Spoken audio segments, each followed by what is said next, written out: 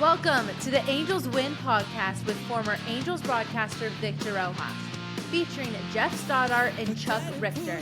And now it's time to talk about some baseball. Victor, take it away.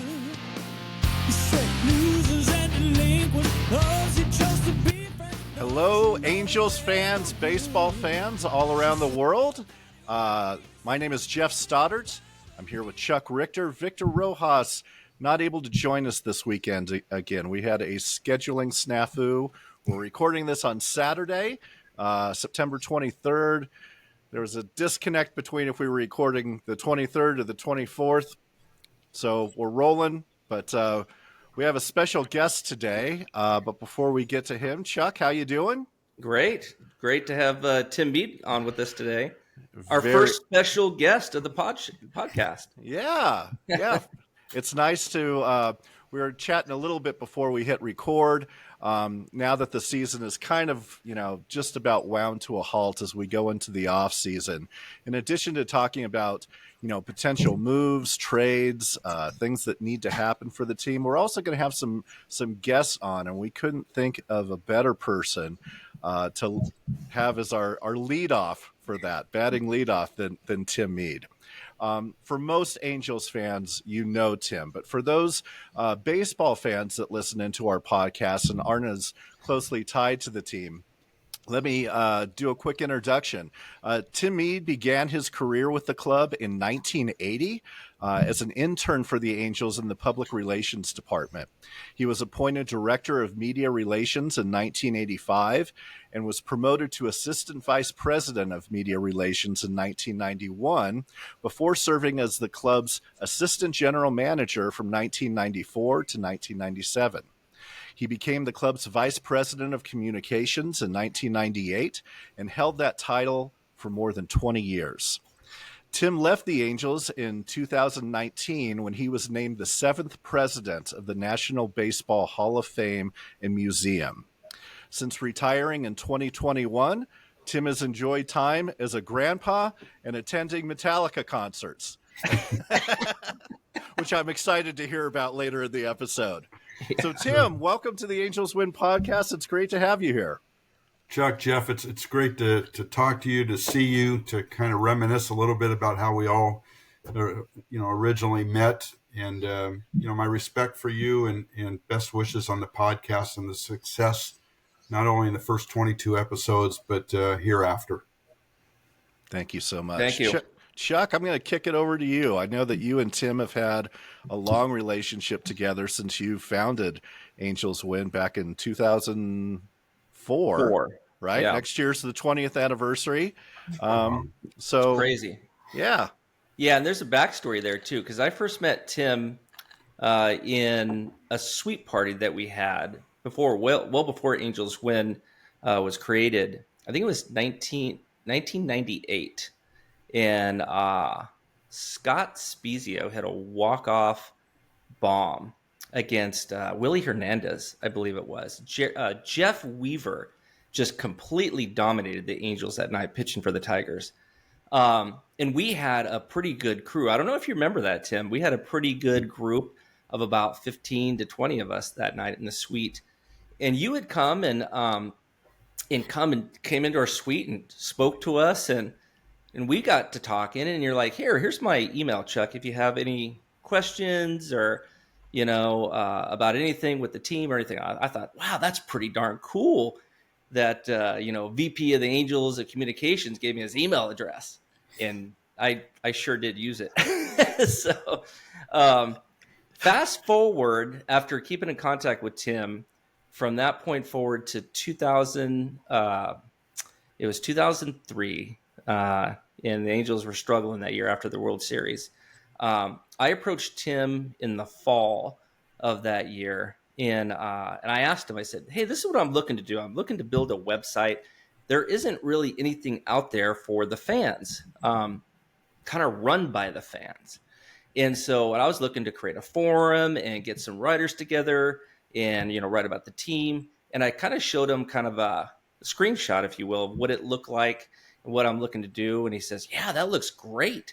And we went forward with some web developers, and February of 2004. I mean, and gosh, 2004, what a ride. All the free agents, they just signed Vlad the month before, and Jose Guillen, Bartolo Colon, Kelvin Escobar. What a great offseason, and a great season too, mind you.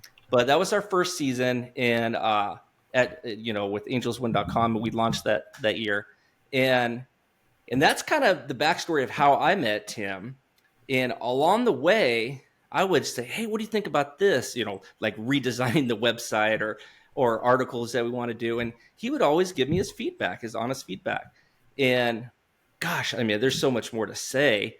But I mean, just over time, the website exceeded my expectations. People were coming from different places like ESPN, the Angels official website.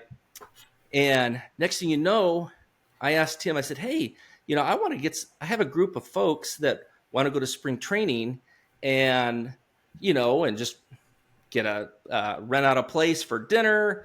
And I was hoping, maybe we could talk to you on the field or something. And that was the first Fan Fest, and that was in 2006.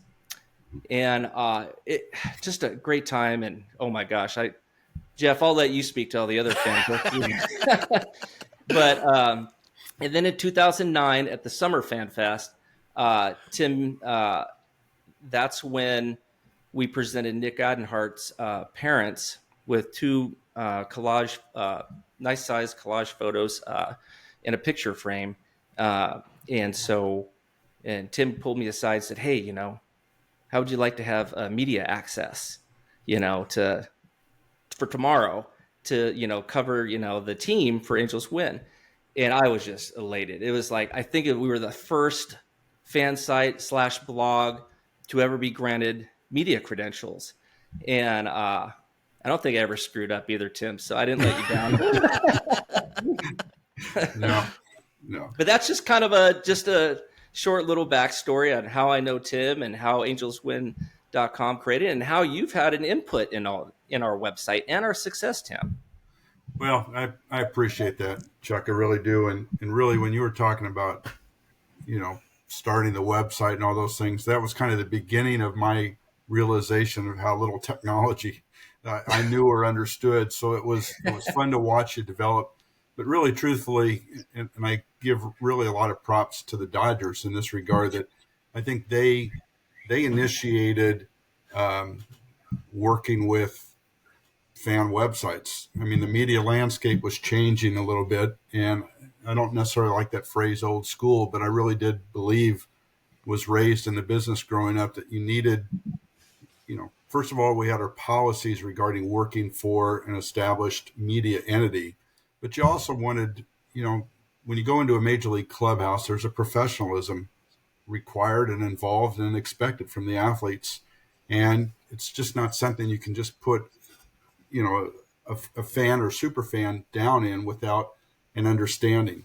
So there were clubs that were providing credentials in the press box, and we were a little slow in making that adjustment, but we adjusted with you folks, and it really worked. I think of David being down there and covering, and one of the things we said is, please let the established media ask the questions and lead the way, because we had to contend with kind of their thoughts and concerns as well. And we didn't do it for a lot of people, and we didn't do it frequently. It wasn't every day, but it was periodic, and I think it worked.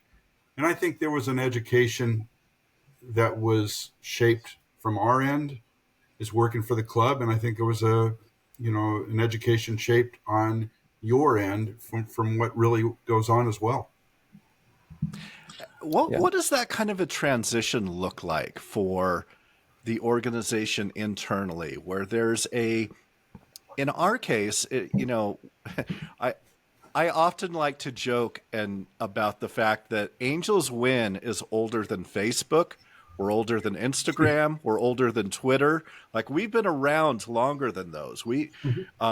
The platform that was developed and the kind of the community forums with just threads where people would start new topics and talk, really preceded some of those platforms that became social media.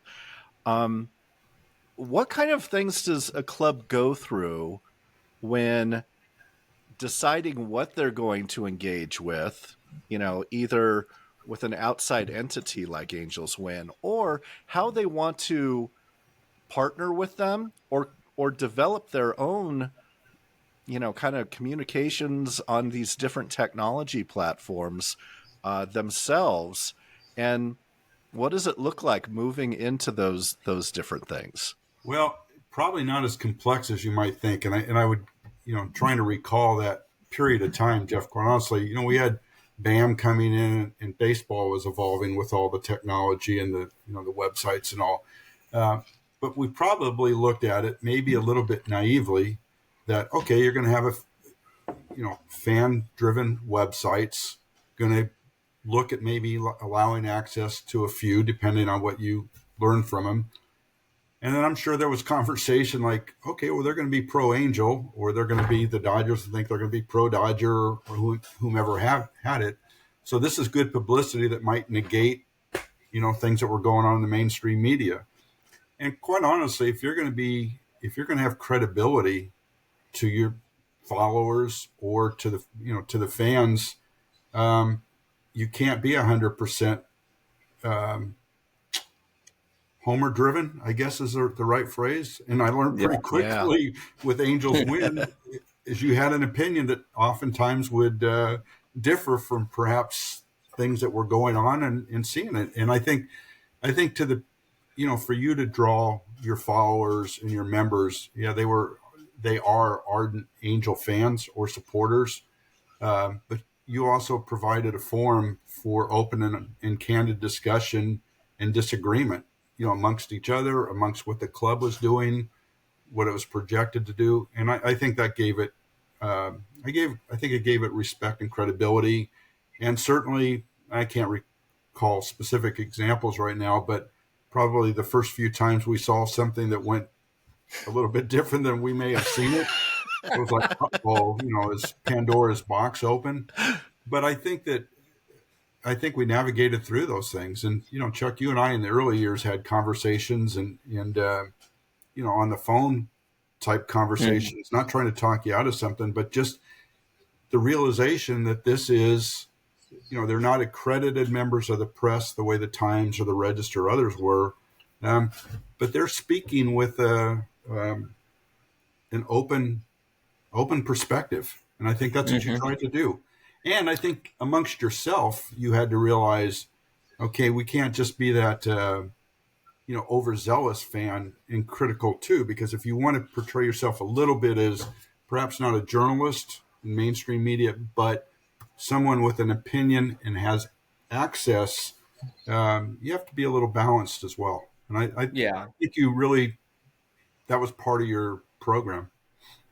Yeah, I think so. I think Jeff, you probably agree. We did a pretty good job of balancing being critical, but also supportive at the same time.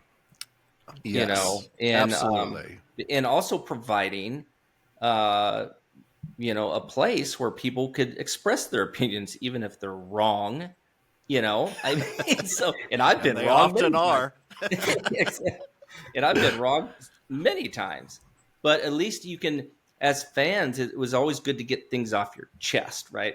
And I remember like many times after, those tough losses late in the game, you just wake up in a sour mood, but you're ready. It's a new game that, the next night, and you're ready to turn the page, as Mike Socia would always say.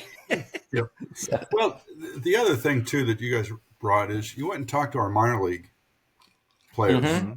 And I tell you, we learned some things that, we just didn't have time or perhaps the resources to go conduct some of those interviews. And, even the folks in the minor league organizations that would produce their media guides and year programs didn't have all that time. So, there were many instances where we learned some interesting factoids that really kind of helped us by the time that young man got up to the AAA or the major leagues. Yeah. That was big for us.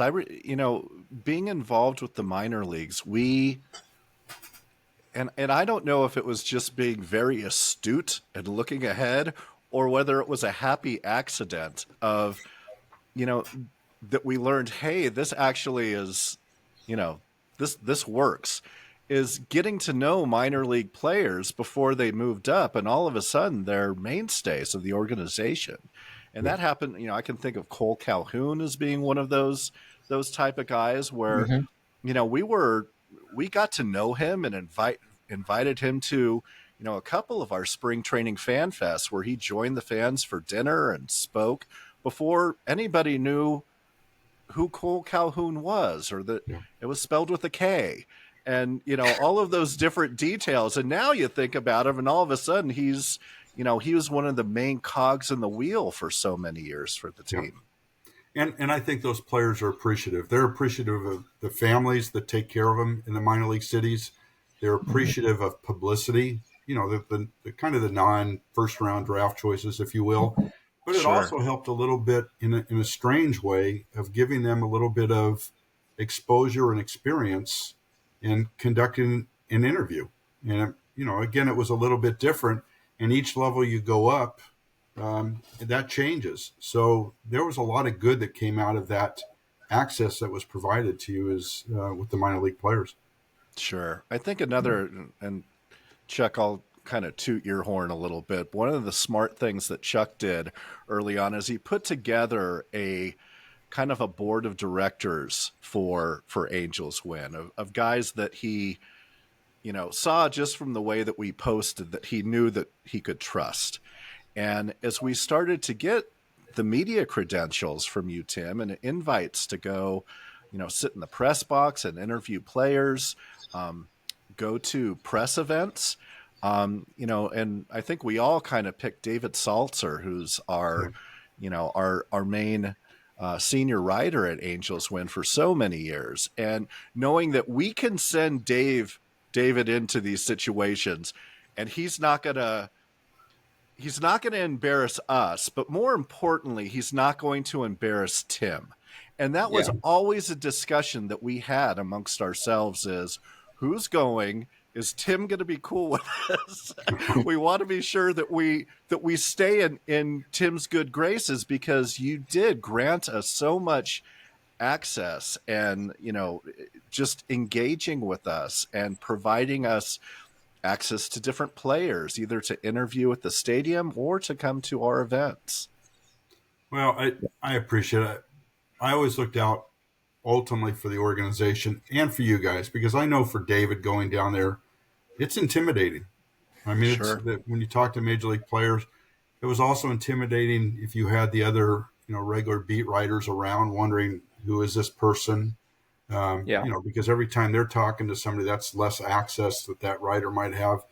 And when you're in that scrum, there's the desire to ask a question. And that's the one thing that I ask the most. And I mentioned earlier is just let the others ask them. If that crowd dissipates, you have a chance for one or two other questions. But my focus wasn't so much worrying about me. And I appreciate what you just said, Jeff, but it was that if something goes wrong, this experiment or this opportunity may go away too. And that was really what was always in the back of my mind. It's Ours just, too. Yeah. So that was it. More than thinking about me, it was just okay. But then I also realized other clubs are doing it. It's not like we were the social experiment and started a new frontier. It was happening, but it was happening for us, and I wasn't worried about what 29 other clubs were doing. I was thinking about the Angels. Yeah. Speaking of David Saltzer, just and he was really great. He wasn't shy at all about standing up and raising his hand and asking. He's been to every press conference. Mike Trout's, Albert Pujols, Ohtani, Josh Hamilton, God bless. And he's been great for us. Keep him in your prayers, because he's been battling a rare blood cancer for the last 3 years that has been really bad, and he hasn't been able to get out to the ballpark and do stuff for us, and he's frustrated. But and Jeff knows. Just a great guy. The best. Chuck, like Yeah. a lot of Best. other people in this podcast, I'm sure I'll join others in sending our prayers and best wishes his way. Please. Yeah. Absolutely. All All let's right, switch well, gears a little Yeah, bit. Yeah. let's move to some fun stuff. Yeah. Chuck, What do go you ahead. got, Jeff? You want to go first? You want me to go? Why don't you go? Okay. Tim, we talked in the past. I mean, you are a walking, I believe it was Dennis Cool that we quoted to say, Tim Mead is our archive guy. Every time we have a question on a player or anything, we go to Tim, and Tim doesn't even have to look it up. This is before Google, too. He knows. He's a wealth of knowledge. You never meet a nicer guy in your life. Sometimes I tell him, you're too nice. Ha, ha, ha. He's been unbelievable with handling the alumni, unbelievable with all the milestones and knowing the players. He's a great asset. He's so involved in the community. He's loved by everybody here. He is a true angel. So on that vein, I would just like you to share some of your favorite memories. I mean, someone that's been with an organization for 40 years. I mean, you just have a vast amount of knowledge and memories that I'm sure are really special to you, even outside of the 2002 season. Yeah. We just like to hear some of those. Well, I don't want to run on, so give me the thumb up when you just say that's enough. But I appreciate it. I will tell you, once we moved out here from Arlington, Virginia in '69, the first thing we did after we settled in a place called Highland, California, which is right outside of San Bernardino, is we had a transistor radio, and I heard Dick Enberg calling an Angel game against the Red Sox, and I was hooked. So I'd left the Senators to become an Angel fan. One organization wasn't doing well. The other organization wasn't doing well. And then 11 years later, just, to work there as an intern. So for me, the love and the passion for the Angels started long before I had the job. It just did. Wow. And I used to go to Dodger Stadium with my buddies as well, but there was just something about the Angels. When we started, it's different. And I don't want to be one of those I remember when guys, but I learned from some great people, from Buzzy Bavasi and Red Patterson. Our organization was about 38, 40 people when I started, 80 as an intern, 81 full time. So you got to spend a lot of time. The game was simpler. Let's call it like it was. The business component really didn't click in until after the Olympics, and Commissioner Uberoth took over and really expanded baseball as a business. So the focus most of my day was just the organization and the people and the stats and the events and things like that. And for me, I was a sponge to the people that had been around it. And I'm a firm believer that however smart you might be with a college education, your greatest education will be when you go in someplace and learn from the people that have already been there and done that. And we had great professors with the Angels that taught us about that. And then when you get to work for Mr. Autry on top of all that, it just made it better for me. So I do want to give props, if I can, Chuck, the person now, if you want to ask any question and have an answer, and who is brilliant, and the sky is the limit, and that's Matt Birch.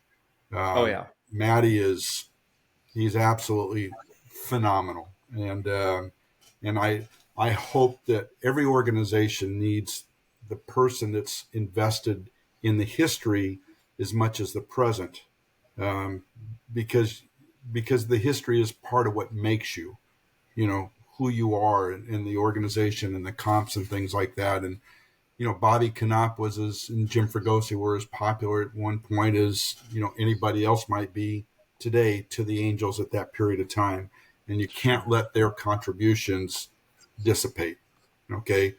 Statistically, you have to focus on 2023 and 2024, but who the contributors to an organization, you can't let them fade away. And I think that's the value of somebody vesting themselves even deeper than perhaps what the job recalls. requires. So for me, I could sit here and talk about, they figured out I was around 748 players when I left in 19 through the years. I get asked, who's my favorite player? I used to try to come up with a short list, but now I say all of them because I got to work with 748 players plus the managers and GMs, and they all have something small and contribute with you. Danny Espinosa and I have stayed in touch, and Danny was there for a very short period of time. Conversely, you have Fish throughout his entire career. Chuck and Jimmy Abbott and McCaskill and Langston and all those guys. It's Willie Frazier, Chili Davis. I mean, they all brought something, and they all allowed me to see history and teach me about baseball. But so many of them, we learned about real life events. Mark Leiter, what we went through in '94 with his son, and obviously Rod and Michelle. Part of the lessons that I take away from the Angels were real life experiences, not just sports. But I think, '02 is always easy to say what was the best moment, but it wasn't just the best moment for winning. And I've said this many times. It was that moment to stand on the field after we've done that. We're going to Disney commercial and we got all that locked in, which is a long story in itself. But to turn around and see 43,000 people truly at one moment in their lives come together with others, and there was no issues about work or health or relationships or tomorrow or whatever.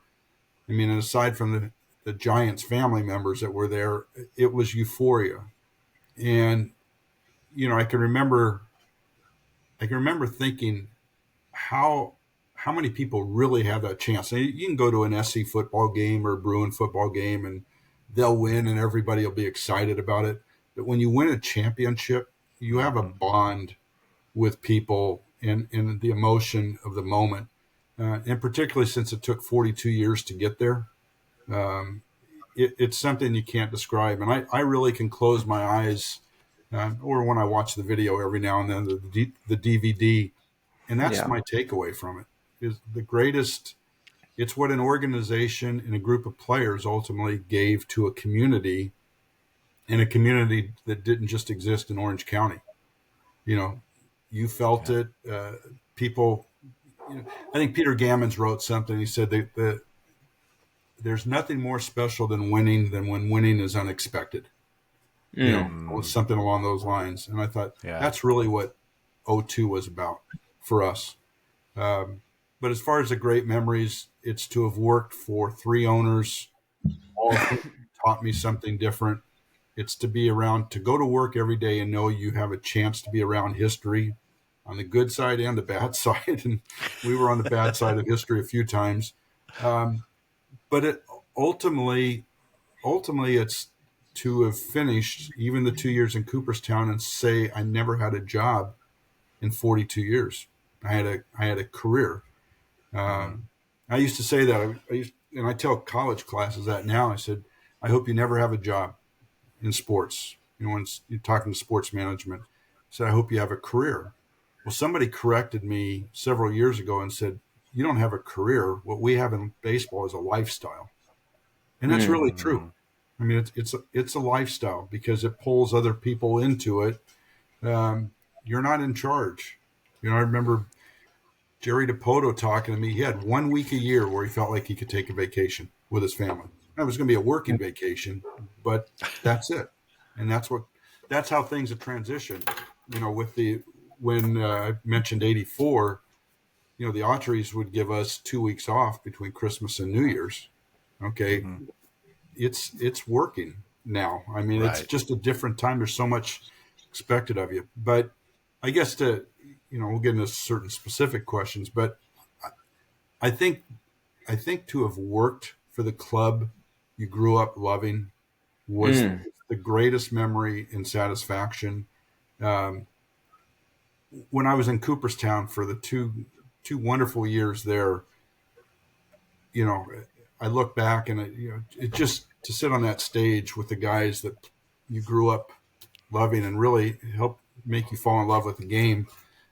But I miss my community, what you'd grown up with and put so much into. And, you knew you were going to do a little bit of that in Cooperstown. But back here, I miss those relationships. And, I realized that was as much part of me as working for the Angels in 162 in spring training, but it was the things within the community that make so many of the people that work in those halls. That's the satisfaction. Not just, it wasn't just for me. It's for, I would say most of the folks I worked with along the way. Wow. Yeah.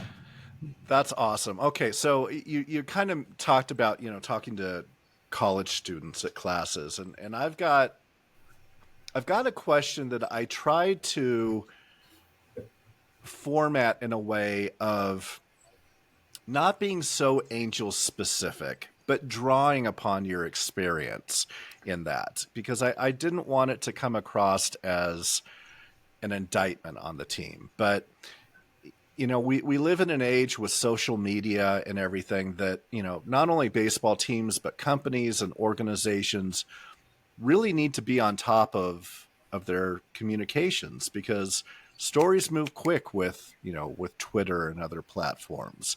And when stories are allowed to linger, that creates a vacuum that are quickly filled by rumors and speculation.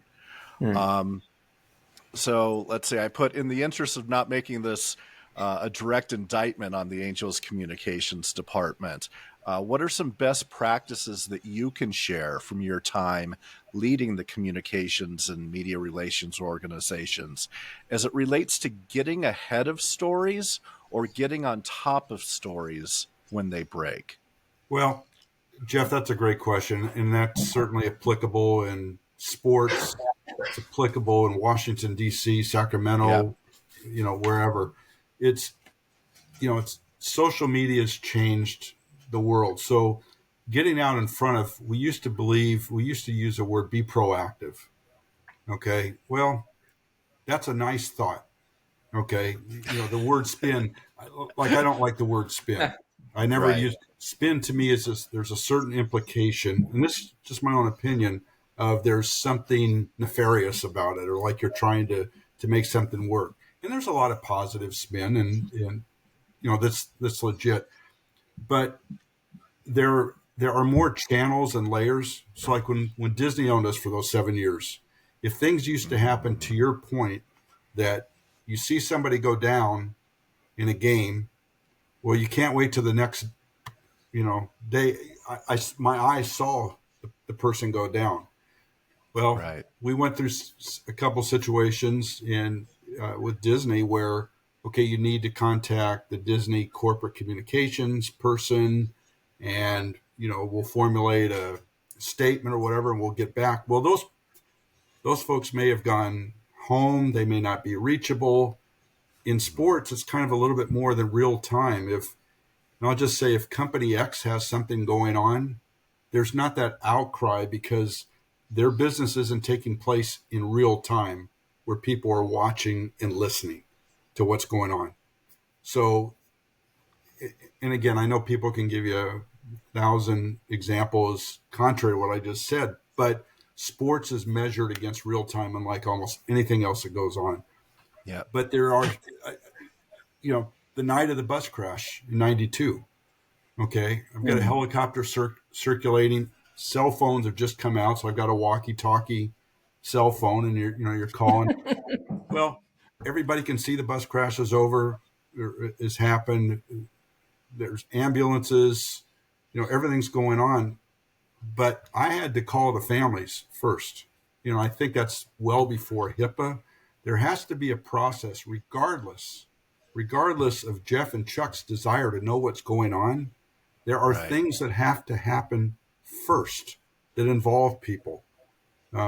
There's a reality to why the news authority in a press conference during a tragedy, they'll say, or you'll hear on the news, we have to notify family members first. Okay, well, something bad has happened, but that your desire to know something doesn't trump someone's not Sure. they're right to know the facts first. So that's a little bit more serious or complicated, but there's different levels of, is it, through human resources has to know, baseball operations has to know, there has to be some kind of thought process first, because you can go through social media and pick up a lot of things that the next day or later that day, the real facts kind of come out, and Right. or they're cleaned up or clarified. So, there's a You couple can of listen national to an writers. Angels Win podcast, and later in the day, everything we talked about turns out to not be very accurate. Well, okay, but guys, that happens, and that's going to be the reality of what you involve yourself in. It happens on the nightly news periodically. It happens, and Yep. it happens frequently, because we live in a time. We live in a time about being first. The age-old thing, and not right, because I always say that. Do we ever give credit for the breaking story? Locally, someone will say, "Is first reported here on whatever channel I'm watching." I Right. don't go to that channel because they first reported on something 2 weeks ago. Yeah. I just don't. So it's a long-winded answer to really say there's no clear-cut resolution to it. A lot of people want to know things, and I have greater respect for the journalist, okay, which is not what you're trying to be. I mean, that's not your role. Sure. But the journalist that takes the time. I'll give you Jason Stark's one of the best. And Buster and Ken, all those guys, love him dearly. Jason Stark's one of those ones that doesn't push to be first, but he holds himself to a tremendous standard of being right, or as accurate as possibly can be. And so sometimes it's worth it.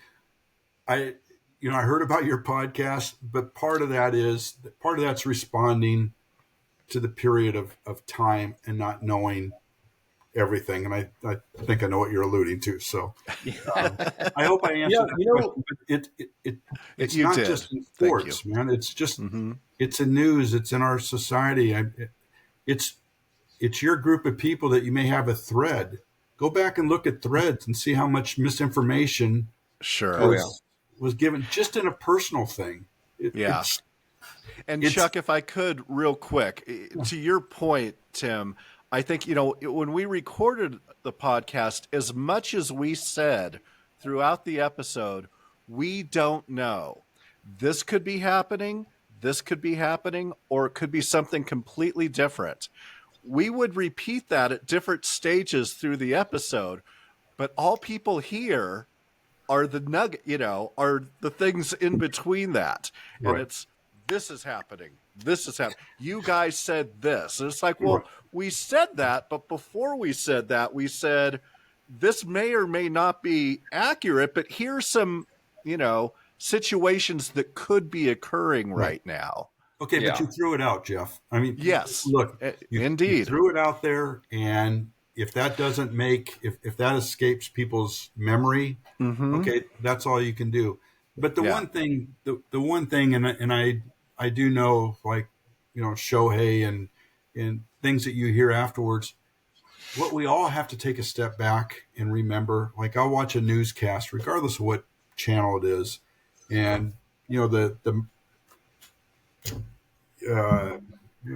host will just say, "I want to know," or "We want to know." Well, yes, everybody wants to know. Sure. But there is a time, and as I alluded to at the start of that question, there are certain things that people have to. It's like a police investigation. Look at some of the recent cases where people have said, "Well, why did it take him so long?" Or "How did this happen?" Because they were doing yeoman's work and getting every single detail tightened up and airtight before it became public and all those things. Sometimes you have to allow the process to unfold more than our anxiousness to know, to satisfy our inquisitive nature. Indeed. Yeah. Yeah. And I think to your, like you mentioned Jason Stark earlier, who is amazing. I think on a local beat writer, uh, Jeff Fletcher is amazing too, because I mean, he waits. He doesn't want to be the first. He wants to be the one that has accurate information. And Right. I have a lot of respect for Jeff Fletcher too. Yeah. He's on our website all the time. You know, fans are saying one thing. He's like, no, Yeah. that's And not how it went. if you read Jeff, he's pretty succinct. He doesn't get into a long explanation. The Angels have a pretty good core. Look, Sam is an outstanding writer. Some of his features, the Spezio feature was I love the Spezio feature. Yeah. phenomenal. And look, he takes the club to task. Rhett's been around, Sarah's new and worked hard. It's tough. And this is something probably a lot of folks don't really give a lot of thought to. It's very difficult being a beat writer when you know that people are going to give the national writers who don't cover your club on an everyday basis, they're still going to have the connections to get information oftentimes before the beat writers. Yeah. And that's a frustrating reality for them. So I have great admiration and respect for the beat writers and through the years. And believe me, we always haven't always seen eye to eye on things, but I have a great deal of respect for what they have to do.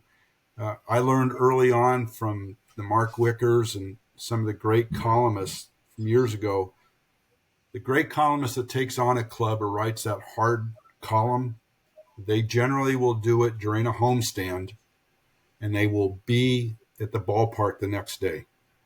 Okay, just always remember that. Just always look when you see not a beat writer, but when you see a really harsh column, look and see if that club, whoever it is home, and then see what the follow up is. And if they come back the next day, I think that's key, because they're not doing some hit piece and they're like, peace out, we're out of here. I'm not going to take the consequences after that. Right. So, but the other thing about hit pieces, obviously that recent exchange on Dave Portnoy was interesting, but a lot of things with columnists, I always took the approach a lot of times where there's you have to be honest with yourself. Sometimes where there's smoke, there's fire, and sure, you don't have to like it. I never like to see the organization criticized.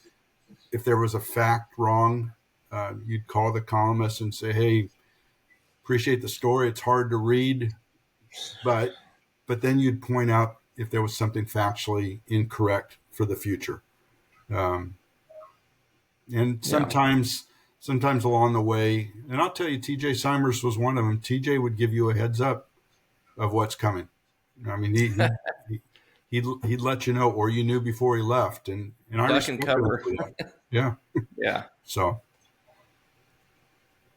speaking of Jeff, I asked Jeff earlier today. I'm like, hey, we're going to meet with Tim today on the podcast. What are your thoughts on working with Tim, over the years? He says, hey, Chuck, Tim is the absolute best. Although sometimes the relationship can be adversarial between a team PR official and the media, I always thought Tim was as helpful as he could be, and he's a great guy as well. Yeah. That's a recent quote from 4 minutes ago. Well, very good. I appreciate that. I have all the. Jeff is kind of certainly the dean of the Angel beat writers, but he's one of those ones. To me, when you use the phrase "fair and balanced," Jeff is fair and balanced, and I can't think of. I really would be hard pressed to think of anybody, any time that someone had a lengthy disagreement with Jeff. He could back up what he wrote in a non-emotional way, the way he saw it. He always had a very professional explanation if he had a perspective that we may have disagreed with, a player or someone in the front office. Jeff's job is not to sell tickets for the club. Jeff's job is to cover it. But I think even to your point with his responses to fans, and when you look at on Twitter, Jeff has Jeff has a way of, it's almost like, hey, you need to consider this. He doesn't really try to talk them off their perch. He just, Right. hey, here's the fact. And that's somebody that's around it every day. So I think Jeff, I was so happy when he wrote the Shohei book. Oh yeah, I got it. Good. I have to get the paperback version and save a couple bucks. But he's Jeff is a consummate pro, and I felt that about him. And he kind of low keys. Jeff's not out there looking for a Jeff Fletcher brand, if you will. Jeff's Jeff. So the Angels are fortunate to have him. I agree. Or the Register is fortunate to have him.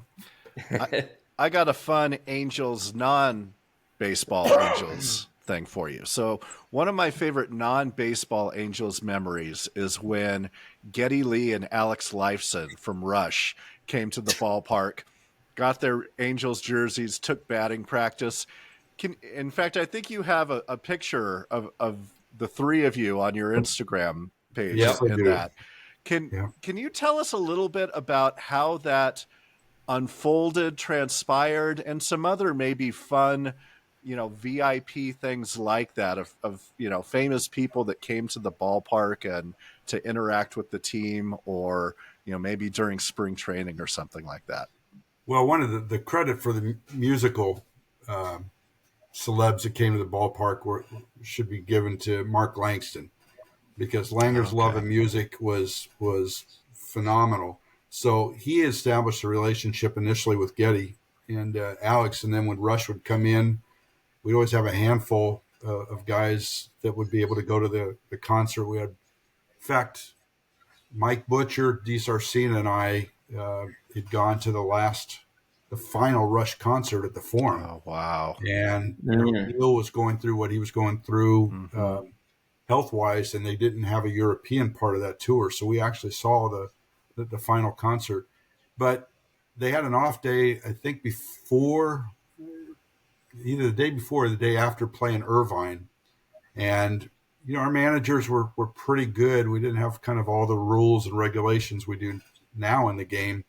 And Mark had no problem just saying to Buck, can they come suit up? So, our equipment manager put him in uniform. Neil didn't do those types of things. It was always Alex and Geddy. Yeah. Neil kind of did his own thing. And he took him out in the outfield during early BP and had Jimmy Reese hitting them fungos. Oh, wow. Really? Wow. I mean, if you'd I have some video of it.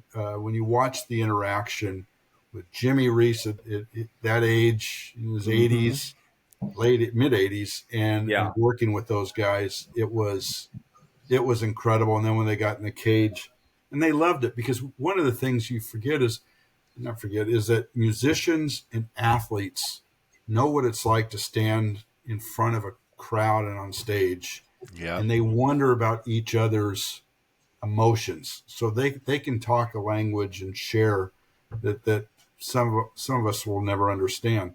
Bruce Hornsby was another one that would come by. Oh, nice. Frequently. Mark was in touch with him. We had Zach Wild, our equipment manager, Kenny Higdon. Oh, played obviously with Black Sabbath, and just played with Pantera at the Metallica concert. But he came in the clubhouse and sat in Kenny's office after a game. I think Kenny left him tickets, and he just started playing. Somebody in a clubhouse, it's amazing what you can pull up. But he found they had the guitar, and then he played a little bit, and it was like you're sitting there listening to Zach Wild, trying to imagine what it was like for him being on stage, playing these stadiums and arenas and all. Mm-hmm. Just cool. Slash came once.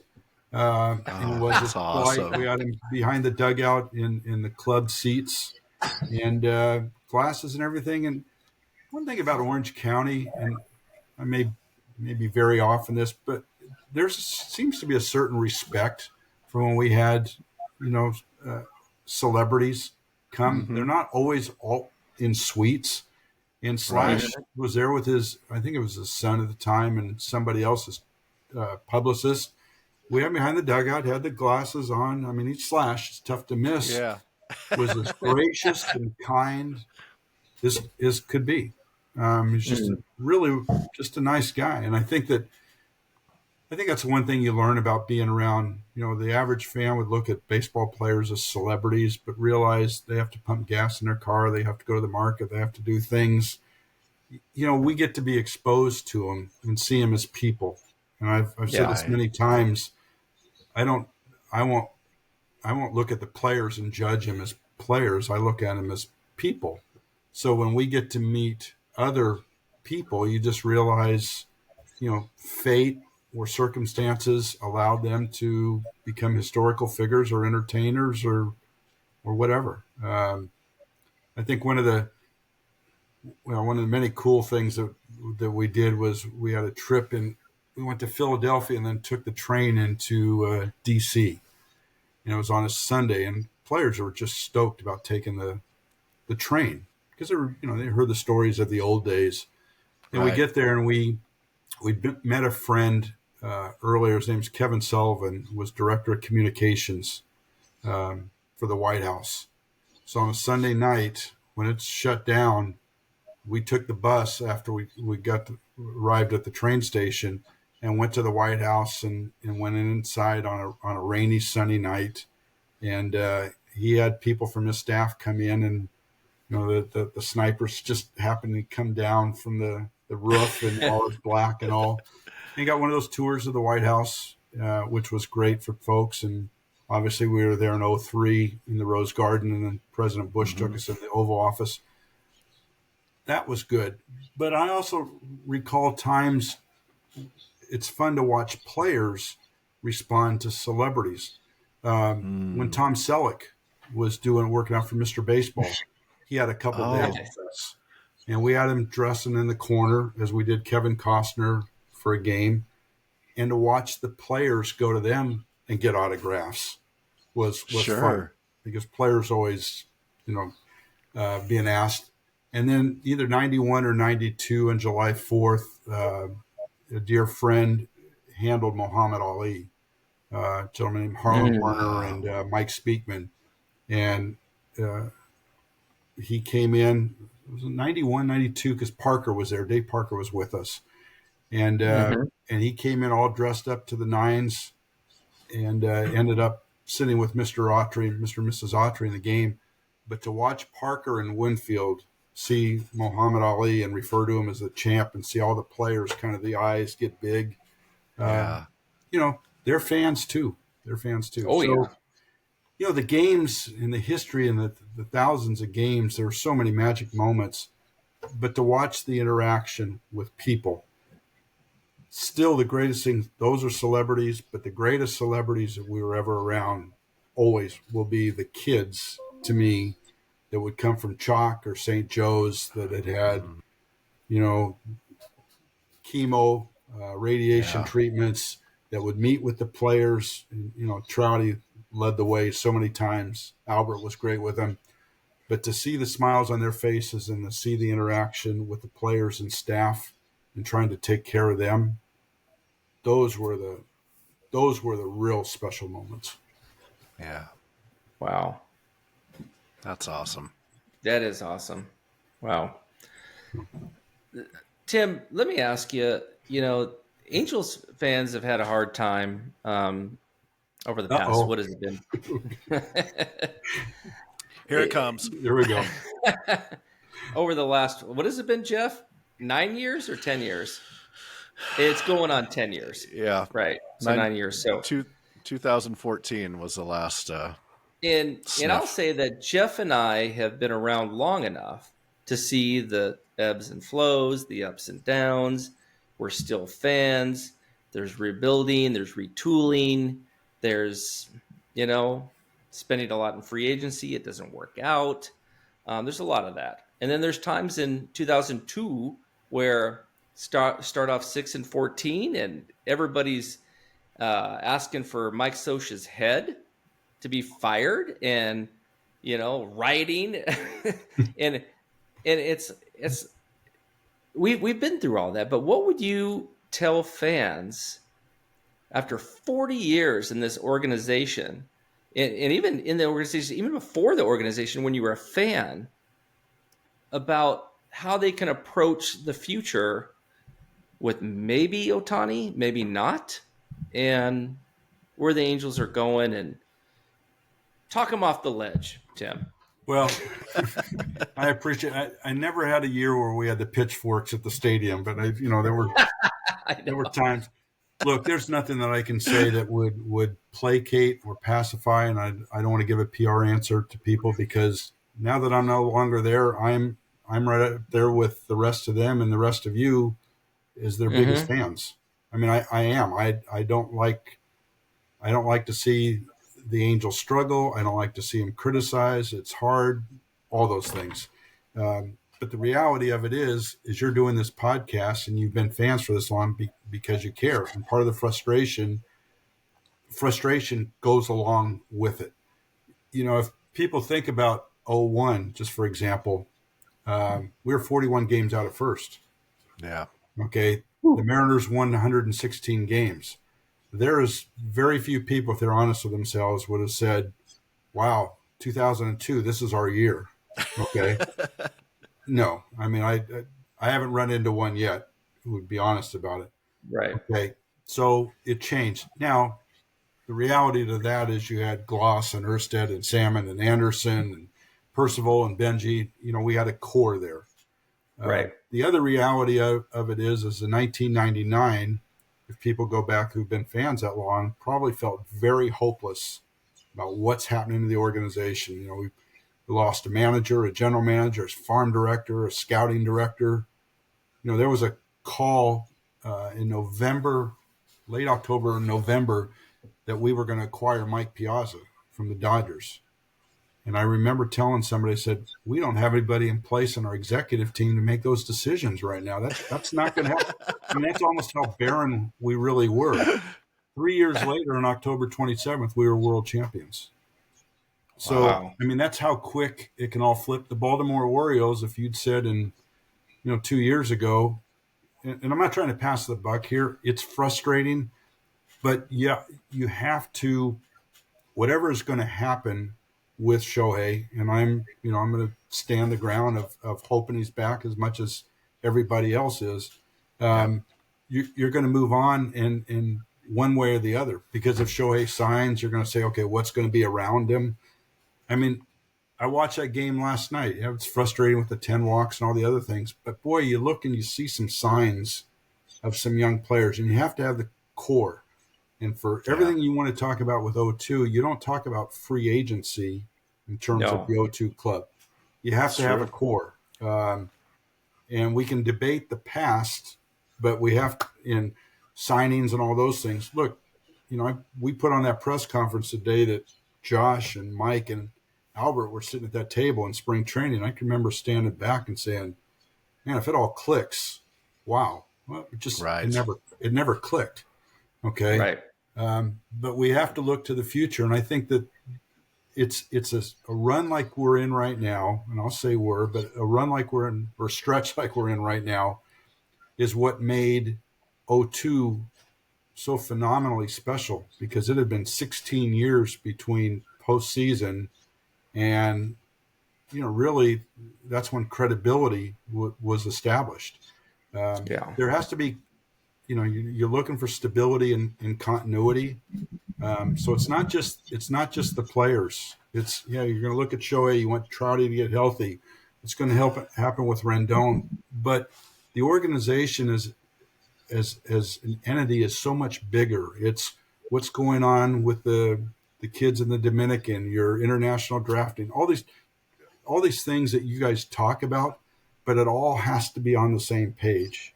Okay. And that's what you strive for. And that desire is there. I would tell you something, and I've said this many times, guys.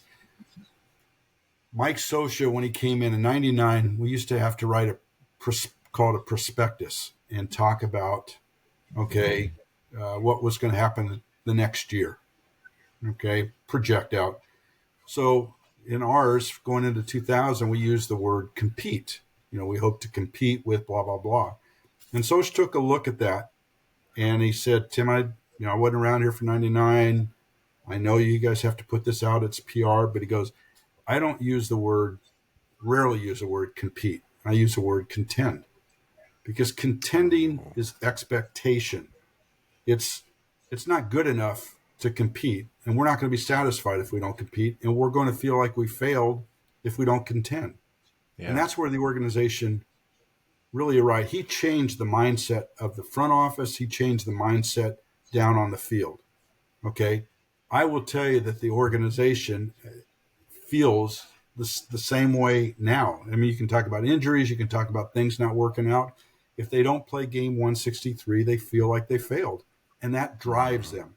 So for all the frustration people feel about it, if you're within those walls, October is a very, very tough month, because you know what you started in February and what your expectations were and what weren't met.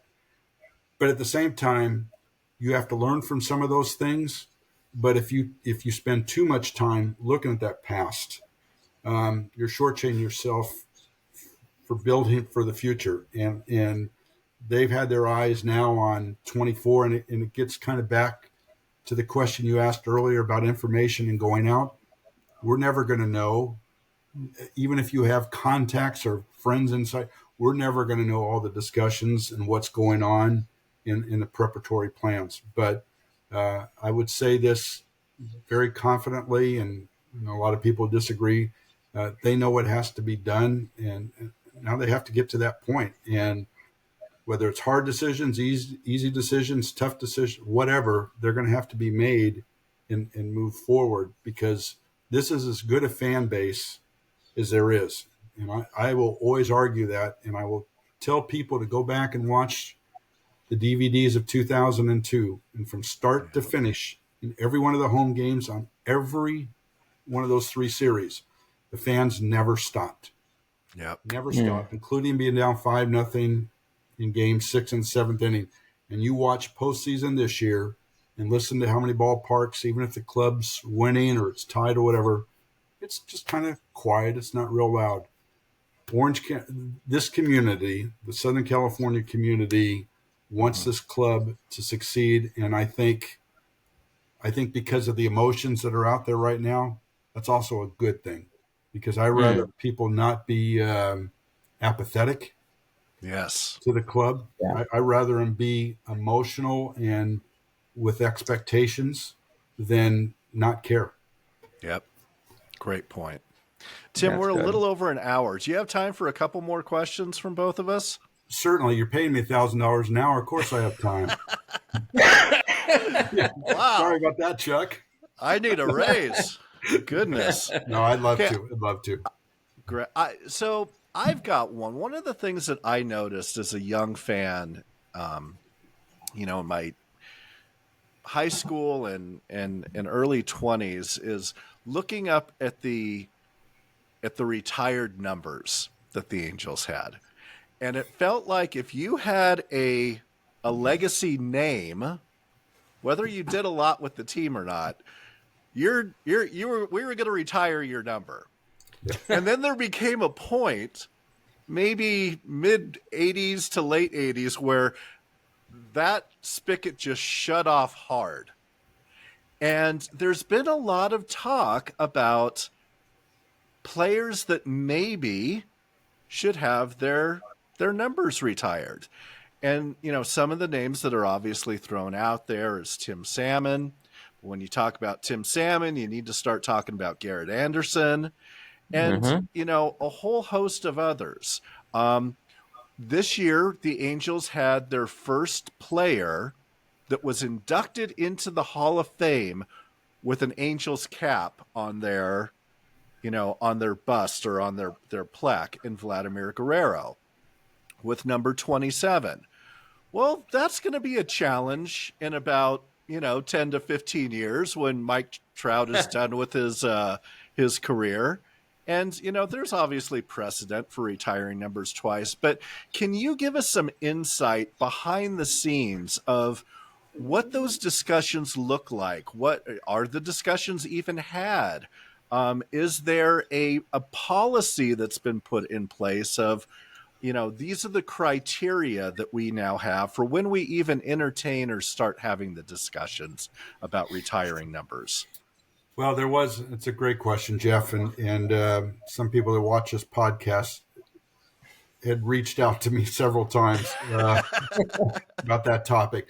The discussions ultimately were about the Hall of Fame more than retired numbers. If you go back, and I have to remember, Gritch and Jimmy Reese, the first couple, we were behind and we didn't have a retired number, which wasn't really a reason to suddenly retire a number. Jackie Robinson, let's just take off because obviously everybody does, and for all the right reasons. Right. So we went with Nolan and then Rodney and all that. And then it did stop.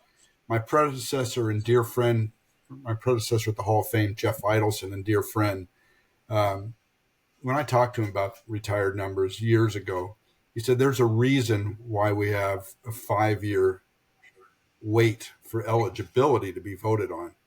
It's to let the emotions subside a little bit. Then you start to look at it practically. Now you look at guys that go through what was Bert, 14th and 15 years before he was elected, 13th or 14th. You go and you look at Fred McGriff, who goes 0 for 10 with the Riders, and he goes 16-0 with the Veterans Committee. Yeah. Those things change. If you look and do some research into the retired numbers, most, and we have exceptions. Obviously, Jimmy Reese wasn't, and Fregosi wasn't, but most are kind of borderline or peripheral Hall of Fame candidates. Mm-hmm. Okay, so retired numbers is something very, very exceptional, and it should be the Hall of Fame first, or the retired number should be the ultimate. The Hall of Fame should be secondary, and the Hall of Fame is very, very important, and it keeps you around. But retiring a number is different, very difficult. Now, if you look at Tim and Garrett, you're going to have Tim played his entire career. Garrett was short the 2 years because he went to Atlanta and LA, but many more Garrett's numbers were better than Tim's in several categories. So are you going to go straight on that? Or are you going to, you're not going to just reward him for playing his entire career, but it's contributions. It's an emotional discussion that I hope continues for a long time. You don't want to get to the Yankees level without Hall of Famers, and they've even come under some scrutiny in recent years for some of the numbers they've put out there, which is that organization's discussions, not ours. 27 and 27, as you alluded to earlier, there's examples with Bill Dickey and Berra. On the wall, there's another set too. Those numbers are going to be retired, and they're going to be Hall of Famers. So that kind of is part of that. So there's that gray area to just say, I'm going to take care of the Angels organization or the Orioles organization and that player's contributions to us. Okay. I mean, I'll go and look at it, Chuck Finley in a lot of ways. I mean, Chuck meant as much off the field to the organization through the years as he did on, with all his great numbers. Okay. Yeah. Chuck wasn't going to be Hall of Famer. I'm not sure whether he went 1 or 2 when he was on the ballot. It's a quick exit. But to me, as an Angel fan, Chuck Finley's number 31 shouldn't be. I don't want to say shouldn't be worn, but it shouldn't be worn again. I mean, his contributions were tremendous. So it's almost like your earlier question, Jeff, of the fans and patience and trying to do things right. It's an unending conversation, and the thing is to it, and I'm not trying to evade it. There's no right answer. There's no wrong answer to it. It's really what the organization's ideology is. because even like Cooperstown itself, if Gil Hodges had been in 10, 15 years ago and waited a long time, Ted Simmons waited a long time, but there's always going to be that next layer of the onion of deserving people. You have like Dale Murphy and Mattingly right now in people's minds. And every time you peel back that onion with taking care of something, there's just that next layer. And, you know, in Cooperstown, 1% of players are inducted in the Hall of Fame. And the Hall doesn't care whether there's 1, 5, or none in July. They really don't. I mean, we don't have a preference.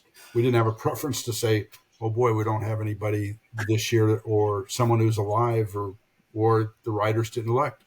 That's just it. It's tough to get into the Hall of Fame. It should be tough to have the number retired. Yeah. Yeah. Great insight. Thank you. Yeah, that was great, Tim. Well, did you have another question too, Jeff? Because you mentioned two. Okay. Well, Okay. I thought one for me and one from you. I mean, I can take another one if you want me to, but Well, I'm sure you could. It's Tim Mead. I mean, come on. What I'd like to do, Tim, is for the younger, newer Angels fans, what was it like for you at your brief time with Ohtani and your longer period of time with Mike Trout? Just kind of speak to them and how your interactions with them have been, and just any stories that you may have to tell of both of those guys. Well, I would tell you this, and again, Mike Trout is a much better person than he is a player, and which is crazy to think. I mean, and that's the way I feel about Mike Trout. Mike's loyalty, married his high school sweetheart. You know, when it came up to the contract, the extension was with the Angels, and you know, he, at the end of the day, he took care of that. You know, he had the discussion with ownership, and you know, he was involved. I don't think Mike, probably it's a little bit like Jim Abbott, and Jimmy and I were just talking about this earlier in the summer. Part of the hard thing with Mike is he has a difficult time saying no, and when you have PR people constantly going to him to, can you do this or do that? You know, we needed to learn to say no on his behalf, but that's the kind of person he is. He loves the game. To me, he is the epitome of what you want a baseball player to be about. You know, Shohei very much falls in the same category. Neither one, forgetting their endorsements, because that's a branding, but their actions on the field with other people, it's not drawing attention to themselves. They truly both love the game. They're supportive of their teammates. They care. They respect the game. One of the things that I will always, you know, the apple falling far from the tree, Mike is truly a product of his family. You know, Jeff and Debbie Trout are two very, very special people, and his wife, Jessica, and the things they're doing now with the foundation and their support. Yeah. I think the world of him. You know, I told him I told Albert I was hoping maybe I was going to be around Cooperstown long enough to see him get there. I told Mike, not a chance. You know, but they're two very, very special people. You know, Mike sees things, and Mike sees things with people. And when he would meet those kids for every game, stop down the line, you guys have no idea how much he does that you don't see. And again, very much like Jimmy Abbott, those are the special people to me. Shohei, you're going to be blessed to realize, to look back at a lineup card that said Mike Trout, Albert Pujols, Shohei Ohtani. Yeah. I mean, think about that. And that was special. All I can say, without sounding arrogant, in 2018, when we'd have some ping pong games after the games, I got the best of him early. Nice. I think he learned a few words along the way, but he loves to win. Everything he does, he wants to win at. I'll just leave it at that. Love it. That's amazing. Well, You Tim. know, hey, Go yeah, ahead, hey, Chuck. real quick, Jeff. I kind of want to end with this, and I'll let you close. 12 years ago, when I did the piece on you, like Tim Mead, the face of Angels baseball for our website, I asked you, talk about what it's been like to that point, when you're still with the Angels, what it's been like to work for the Angels all those years. And this is what you wrote. I never consider a day with the Angels as work. I've been both blessed and fortunate with this work. There are a lot of people, players who taught me early on that I have so much respect for today. Being with this organization has not just been a job, but it has been a journey and it has been a long road. The evolution of adulthood from 22 to my 50s, I've watched death through this organization. The longer you're someplace, the more it becomes part of your life. The game within the game has had a profound effect on me. I have watched the beauty of it all. I owe baseball everything. Baseball owes me nothing. We are just caretakers for an absolute priceless establishment. I hope I can walk out on my own terms, and I hope they can say he bled for the Angels when I leave. That's my hope. In the end, that's all I really care about. I know how hard people have worked, even in some of the failures or disappointments. I witnessed hardworking men and women within the organization that gave it their all and have the utmost respect for them. I wish people would put sports into perspective, the role that it has in its community, the people in the organization, the players that have had made an impact in a positive way behind the scenes. So much goes unseen. I am proud of the people I work with, and they care. Wow. Nothing's changed. Thank you for that, Chuck. Yeah. Nothing's changed, and I think that it is. The thing about being a caretaker for the game, Jeff Fletcher's a caretaker for the game. You guys are in your own role, okay? In this role, we all are. We're just fortunate to be blessed by the game, and I really do mean that. And it really was reinforced to me in Cooperstown to see that when you walk through the hall, because those were the greats on the plaques, but the museum is full of contributions from a Carlos Perez to a Bill Veck, everybody, and you just realize that we're blessed to be part of the institution and the community, because sometimes you walk into the public and we don't realize there are some people that don't really care about sports. I mean, when you encounter them, it's like odd, and you realize how small a fraternity baseball is, and how great an impact in its reach. And that's the things to me. So when you ask that question, even about the frustration of the organization, it's like we used to say about game notes. And when you'd write somebody's 3 for 25, eventually he's going to be 6 for 15. Those negative times, those negative stats become positives. Eventually, it's just our patience to get there. Right. Indeed. Wow. What an incredible episode, Tim. Thank you so much for your time. We hope that you'll come back. I think both Chuck and I had about 70 more questions each for you. So hopefully you had a good time and you'll join us again. Guys, it was great seeing you both. Jeff, you look so professorial with those glasses. It just means I'm old and can't see anymore, so I need these.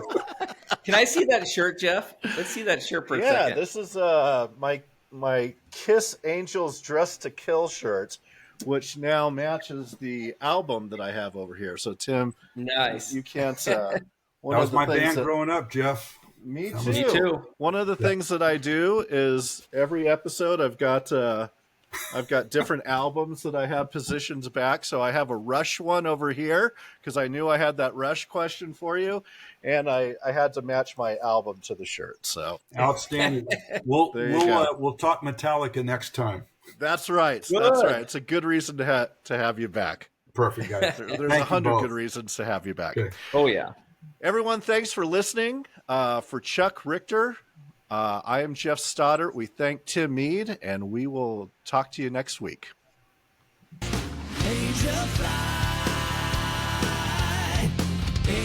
Thank you for listening to the Angels Win podcast with Victor Rojas, Chuck Richter, and Jeff Stoddart. Go Halos and drive home safely. Say goodbye.